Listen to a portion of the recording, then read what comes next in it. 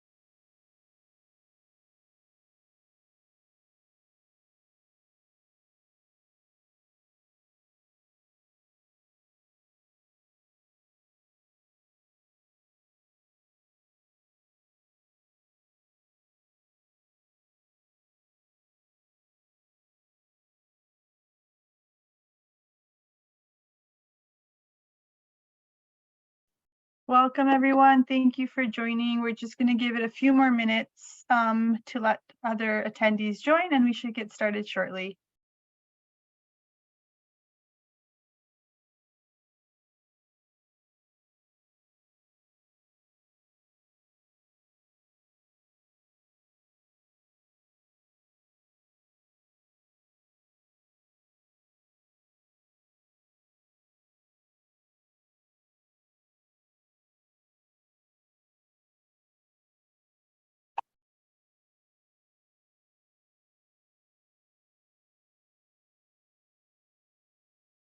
Welcome, everyone.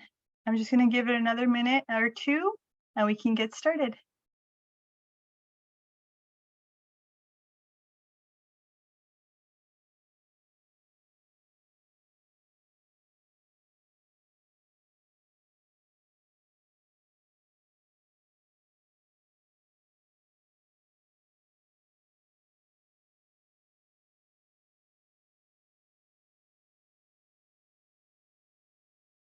Okay, so we are at 12 noon, so I think we can go ahead and get started. And if there's any other participants joining who need support, please feel free to message me, send me an email. I'd be happy to help.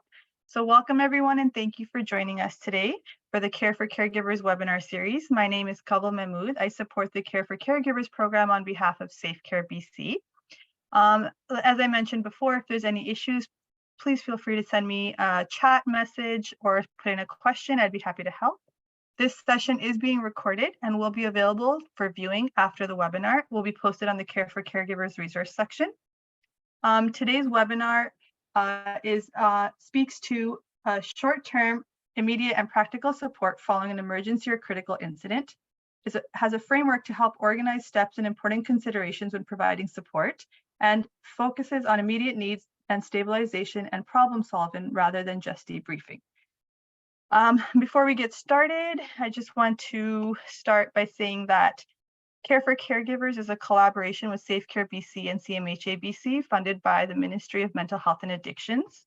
And although we're together on a virtual platform, I really would like to take the time to acknowledge that and recognize that we are gathered on the ancestral and unceded territories of First Nations, Inuits, and Métis people across British Columbia. We thank them for being good caretakers of the land and allowing us to be visitors on the shared territory to do good work. We'd love to know where you're joining from, so if you could share it in the chat, we'd appreciate it. And without further ado, I'm just going to turn it over to our facilitator today, Toby. So Toby, please feel free to share your screen. I will stop sharing mine, and it's all yours. Thank you very much. Here we go.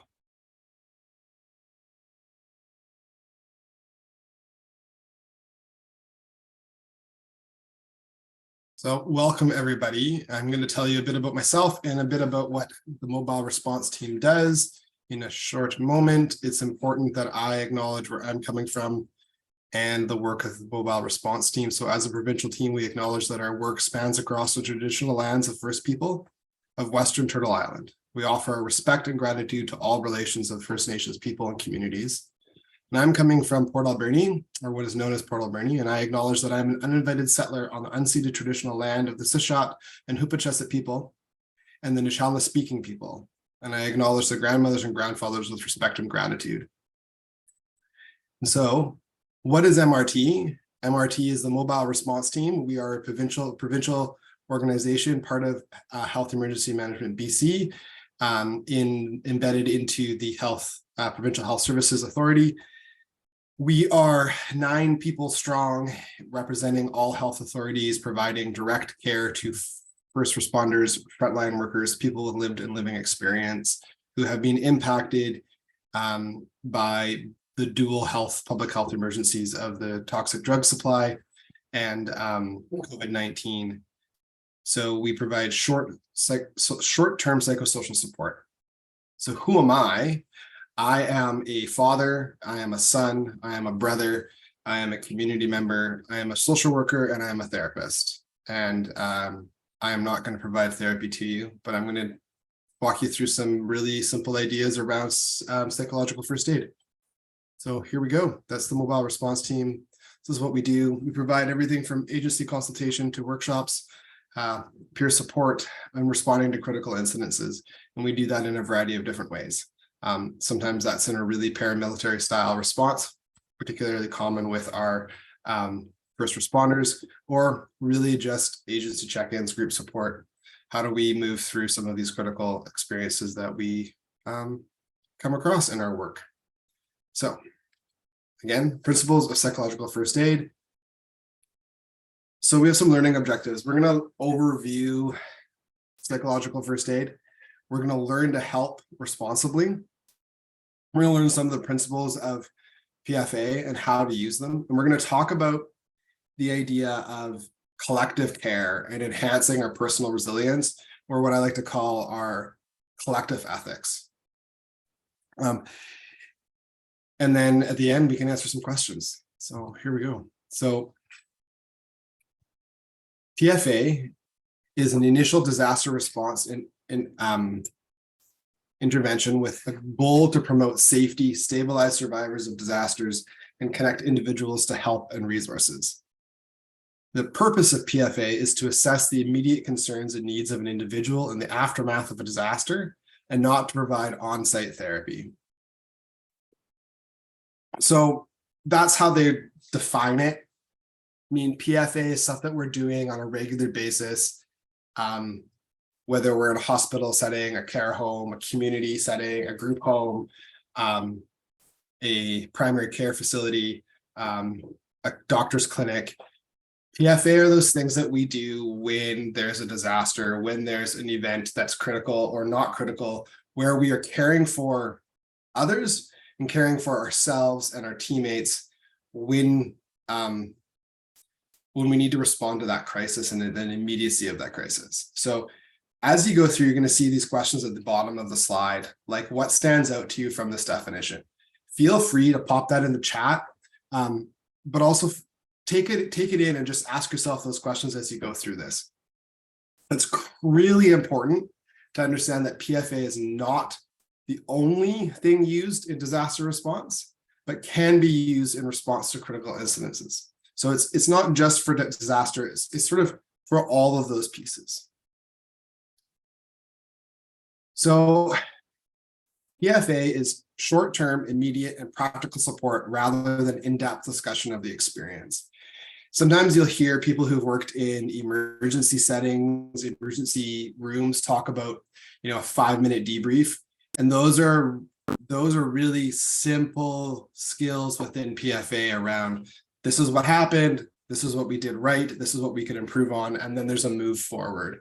So it's a framework to help us organize steps and important considerations when providing support. It gives us something to work with. And focus on immediate needs and stabilization of a problem rather than just debriefing, rather than just talking about the event. It's like, how do we make this work in a really good way? It's not counseling, it's not psychotherapy. We're not digging deep into this. It's really just like physical first aid. we're going through some steps, some really simple things that we have to do to use it. And we're already using them every day. So if you're doing wound care in a community clinic, you're using PFA skills. If you're working in an OPS center, you're using PFA skills. I think anybody who's a parent or anybody who's doing any care work for elderly parents is doing PFA skills. So here's a brief history. It was developed in the 1950s as an early intervention following extreme events. It is designed to be used in the first hours and days following a traumatic event as a short-term practical support, much like administering physical first aid. So you're going to hear me say this over and over again. This is short-term. This is really what we're dealing with in the immediacy of an event. It's broadly endorsed following 9/11 and again during the early months of COVID-19. I think it's something that also we see when you call a crisis line, when you call 911, for example. Those skills are being used, PFA is being used without us really knowing that that's what we're doing. So we have some really core principles. We're going to ensure safety, we're going to comfort, connection, confidence, and look, listen, link. And that idea of look, listen, link is about what do we see, what are we hearing, and how do we connect into the resources or the services or the help that is most needed in this time. Obviously, if somebody shows up and they have a broken leg, we're going to try and get them to the emergency. But we may spend a little bit more time with somebody in the look and listen place if they're showing up with some mental health distress or some trauma response before we just move them forward. So again, it's really about those ideas of relationship building, supporting people, comforting people. So here we go. So what is a critical incident? A critical incident is any situation faced by a person, group, or community which causes unusually strong emotional reactions and has the potential to interfere with the ability to function, either at the scene or later.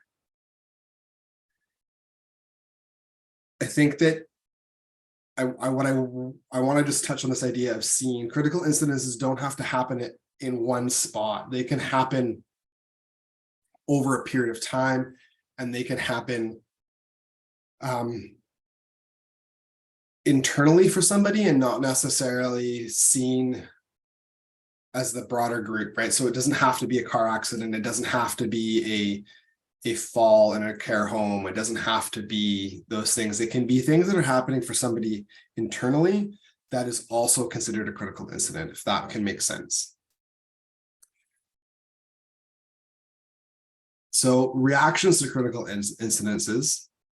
So reactions are unique and dependent on the nature of the event. A previous experience with distressing events, those are those internal things that we may be seeing.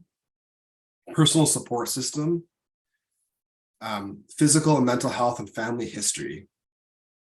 Some reactions to a critical incident may be feelings of overwhelmed, confusion, being uncertain, fear, anxious, numb, detached. Sometimes it's a real sense of knowing exactly what to do and where they're at. You see that particularly in first responders. You'll hear that from people who are with lived and living experience, where they are very, very calm and steady in that critical incident. And it's following that we start to see some of those feelings of being overwhelmed or concerned and fearful. So something to really bear in mind. Somebody who may be presenting okay may actually be experiencing some of these things. And so if we have some knowledge around PFA, we can then respond in a way that is helpful, right? That is calm and comforting.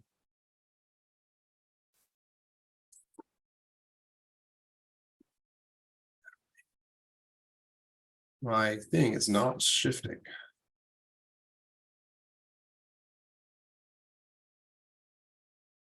There we go. So some goals of PFA. So there's sort of 5 essential elements. The ideas of hope, connectedness, safety, being calm, self and community efficiency. Perfect. So we want to reduce the acute stress. We want to try and bring somebody down from that immediate place of stress and assist with their current needs. That might be bringing them a bottle of water. That might be getting them a blanket. That might be giving them something to eat. That may be just offering to sit with them. We support coping, starting with the person's existing strategies and supports. It's really important here. We ask somebody, hey, what has worked for you in the past? Has breathing worked? Has going for a walk? Has sitting down? Has giving, what are the things that work for you when you're stressed or feeling some of these feelings? How do I help you get back to a place of calm? We want to connect with community and social supports to ensure sustainability. So that might be connecting with emergency support services. That may be connecting with a mental health team. That may be contacting your local CMHA branch and saying, hey, how can you help me in this? That may be calling MRT and saying, hey, we've got somebody here who's really struggling. What can you do to support?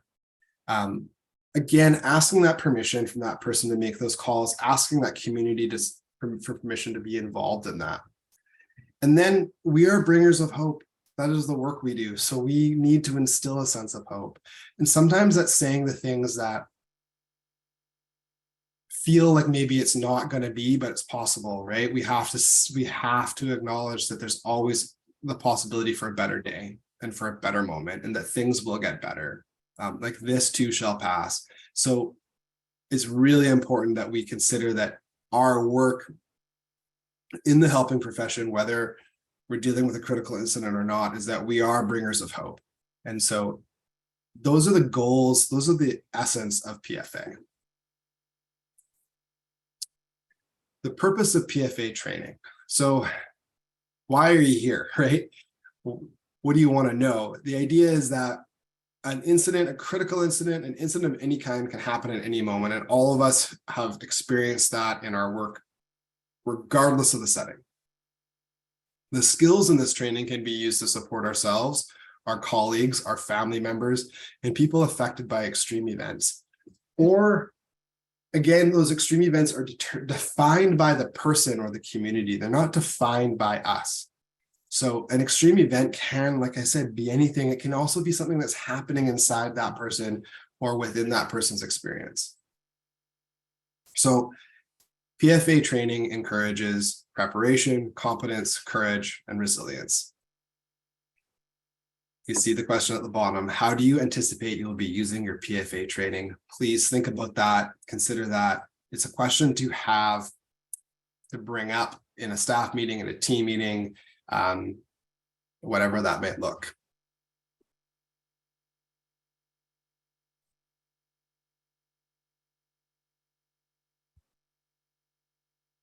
Okay. Who can benefit from PFA? Anyone exposed to a recent traumatic event, anyone experiencing the stress, anyone who has an urgent safety needs that need to be met. So think about it amongst yourselves. Who else? We heard earlier the history piece that was used particularly following 9/11 and in the early days of COVID-19, these really core principles of PFA.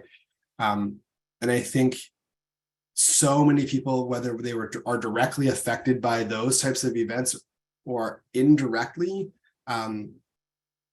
we again are using PFA at every moment and any time we're coming around.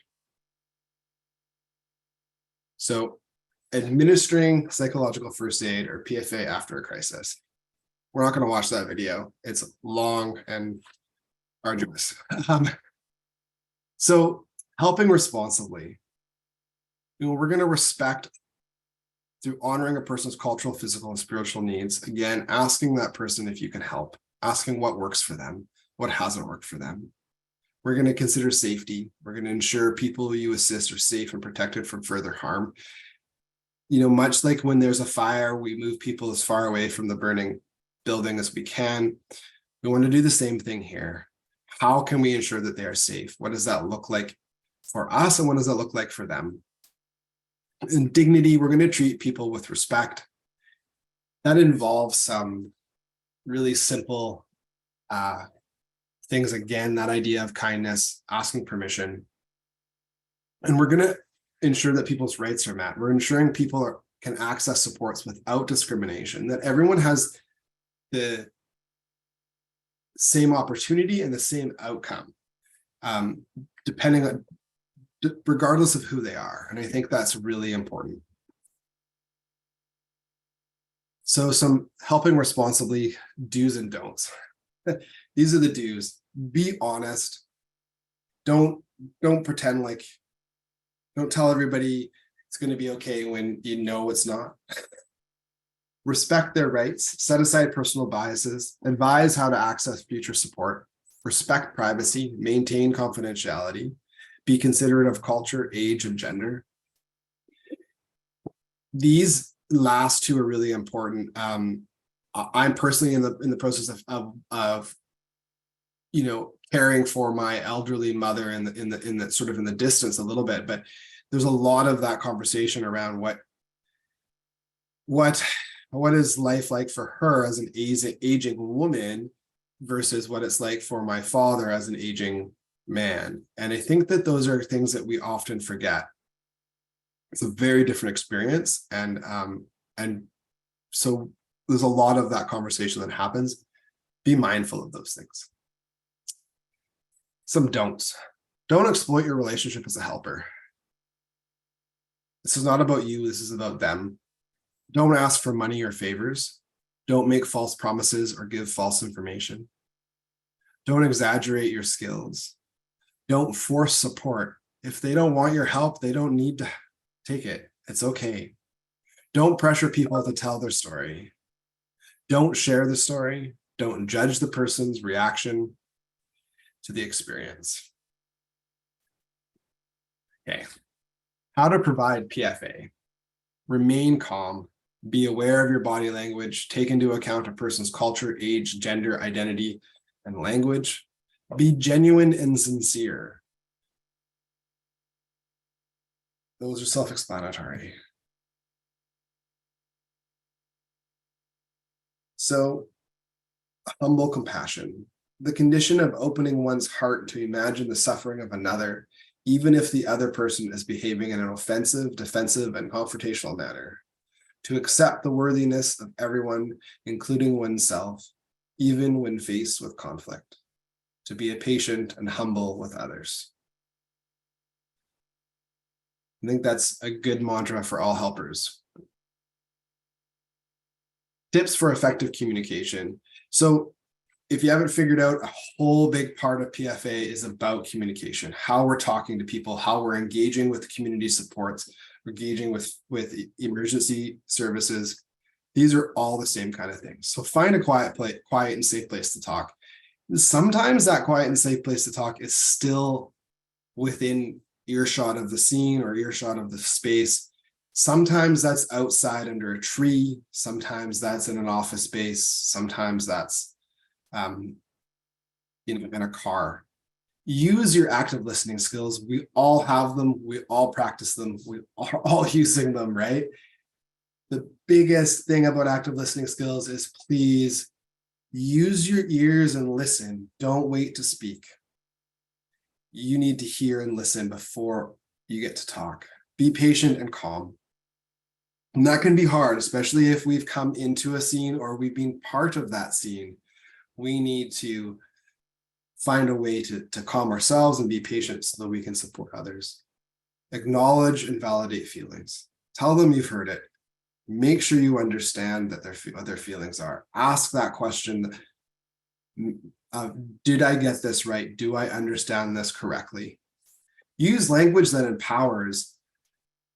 Create and hold space and allow for silence. If you can sit in silence with somebody, you can truly have a conversation. Sometimes not saying anything is the best medicine you can give somebody, just to be with them in that space. So there are some action principles. We talked about this before. Prepare, look, listen, link. Learn about the crisis event. Learn about the available services and supports. Learn about safety and security concerns. These are when you're coming into a disaster, when you're coming into a critical incident. Make sure you have a sense of what's going on. Observe for safety, observe for people with obvious and urgent basic needs, and observe for people with serious distress reactions. Those are the people you're going to want to address first. Listen, so make contact with people who may need support, ask about people's needs and concerns, and listen to people and help them feel calm. Helping people feel calm does not mean telling them to be calm. Helping them to feel calm is about supporting them to find a place where that parasympathetic nervous system is activated and they are able to find self-regulation and calm on their own or with your guided support. Please do not tell them to be calm. We're not getting anywhere there. Link. So help people address basic needs and access service. Asking them what they need, asking them what has worked for them in the past, and asking them if they know about services that they like to use, or if they know about services in their community. Help people cope with problems. The person is not the problem is the problem. So help them talk about that problem. Give information and connect people with loved ones and support and social support. The social support is huge. We know that social support does tremendous things for a stressed and anxious brain. Engage in that. Support people to find those social supports. And that might be taking the dog to the dog park. That might be sitting in the break room. That might be going for a walk with friends or family. So again, further stuff around preparing, learn about the event. Are you physically and emotionally prepared to respond? This is a great question to ask yourself. Can you do this? If you can't, you need to find somebody else who can take that on. Know about the available services and resources. Identify safety and security concerns. Who are you supporting? And know your role and your limits. What are your own boundaries? And where do they stop for you and where do they begin? And I think that those are really important. Again, we're going to check for safety. Pay attention to your basic needs in responding. Pay attention to what's going on with your own breathing. Pay attention to what's going on with your own body. Pay attention to your safety in the space. Observe your own stress reaction. This is often, I have learned for myself that my stress reaction is to be steady until after the fact, and then I am kind of a grumpy person and I don't really want to talk to people. I need to know that so that I know what my response to a stressful event might be. Adjust as needed. If you're in a team, you can spell each other off in these kinds of events. PFA is not meant to be a solo act. It is work that we are doing as a team. I'm going to listen. Are you able to actively listen with compassion and without judgment? Approach people who may need support. Again, but asking them, can I come towards you? Can I talk with you? Do you need my help? I am Toby. This is what I can provide you. Ask about needs and concerns. Listen and help them feel calm and be aware of your own reactions. And finally, link. Address basic needs in accessing services. Reflect on previous coping skills. Provide accurate information. Assist them in connecting with family, friends, and social supports. Oh, one more thing about assisting with family and friends. Family is also our chosen family, so we need to be aware of that. Somebody may not have connection to blood family and may only want to have connection to their chosen family, and that's a really important piece to keep in mind. So there are some common needs. What are some common needs that individuals may need support with? We want to consider them. We want to consider their basic needs, needs for connection, their enjoyment, fulfillment, spiritual supports if relevant. We want to consider housing. Ministry of Social Development and Poverty Reduction are some of those places where we can access these needs. BC 211, First Nations Health Authority, Hope for Wellness, Wellness Together Canada. Anybody who has not accessed Wellness Together Canada, I highly suggest you call and just check it out. Free counseling on the telephone is a pretty lovely thing. Shelters, local food banks, and donations. So ending your help. Explain that you need to wrap up. Let people know that what is going to happen next. If you need to follow up with them on something, make a plan to connect, say goodbye, and wish them well.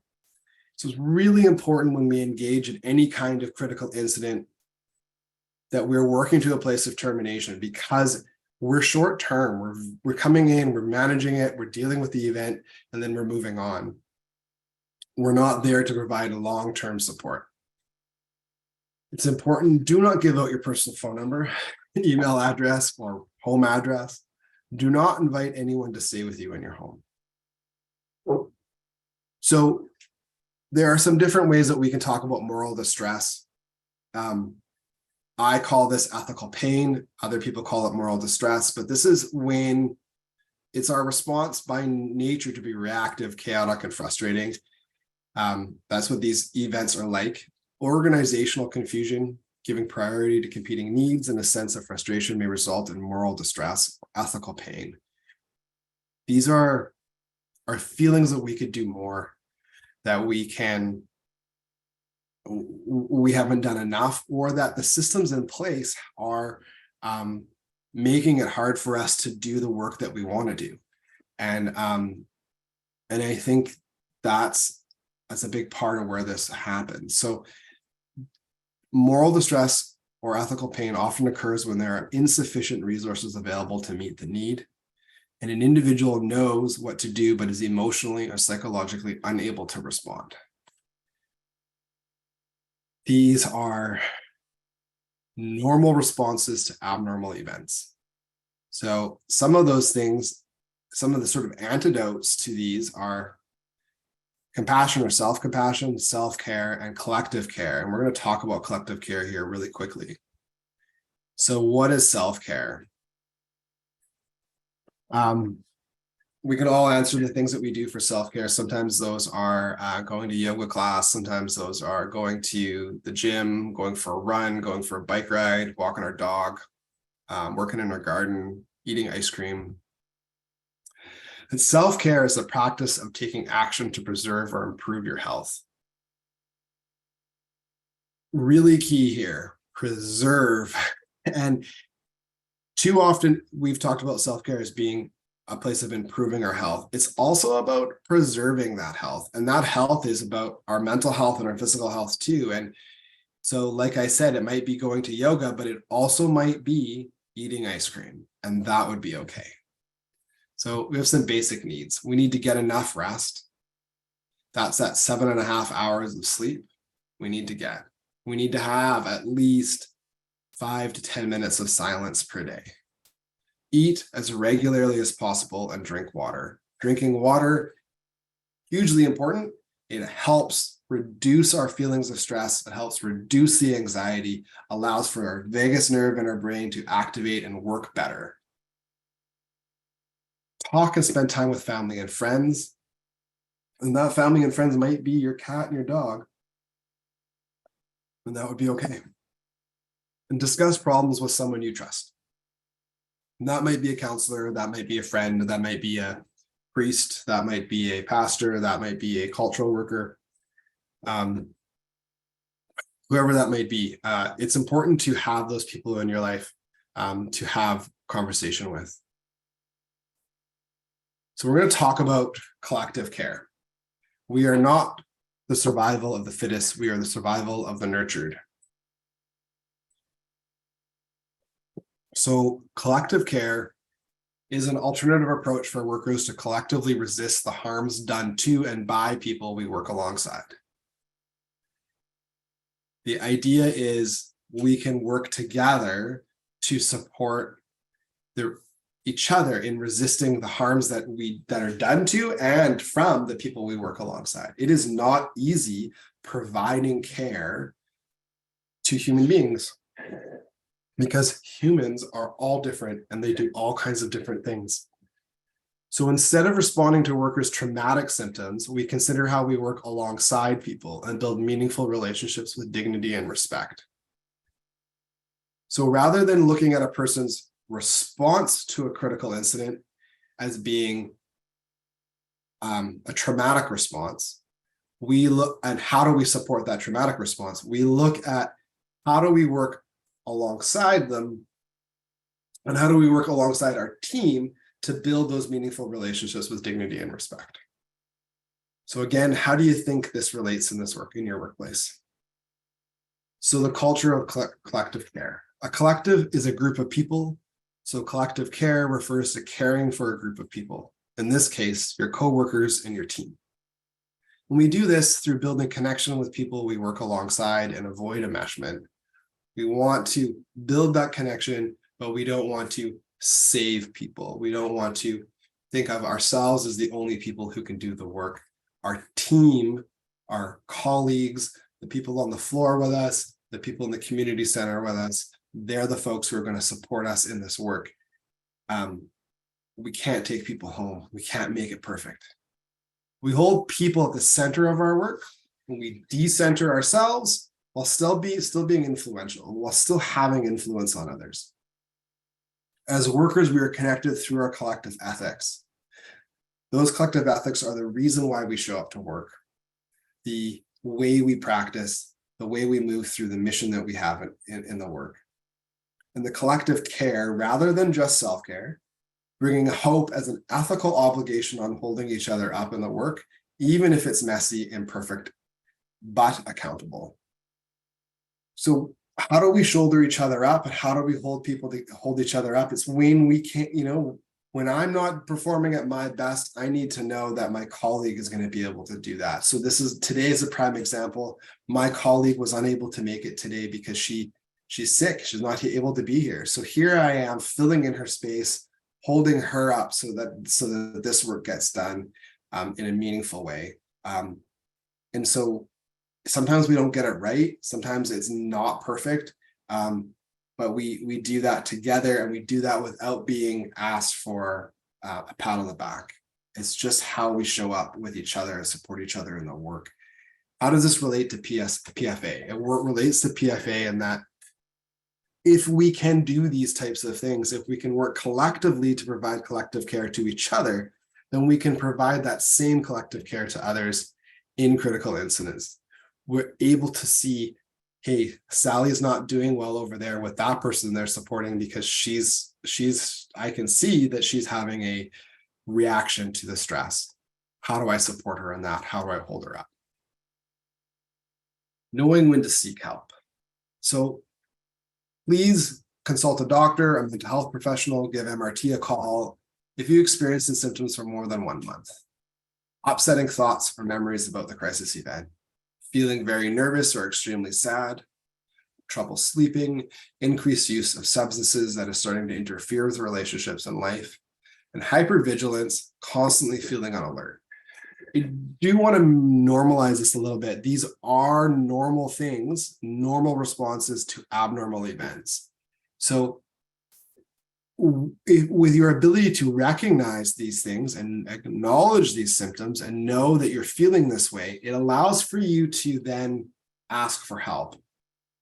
When we are unaware of them, we will not ask for help. So we have to have illness to have wellness. We must have wellness to have illness. So if you're able to recognize these things in yourself, you're doing quite well.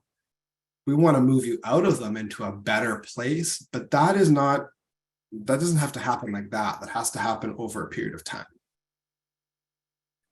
So we're coming to the end, but psychological first aid training information we have covered today and has been introduced in the concept and basic practices. If you're interested in more comprehensive training, there are 2-day workshops available, and you can reach out to DPS program at phsa.ca, or you can go to the website, or you can search Disaster Psychosocial Services Program on the Provincial Health Services Authority website.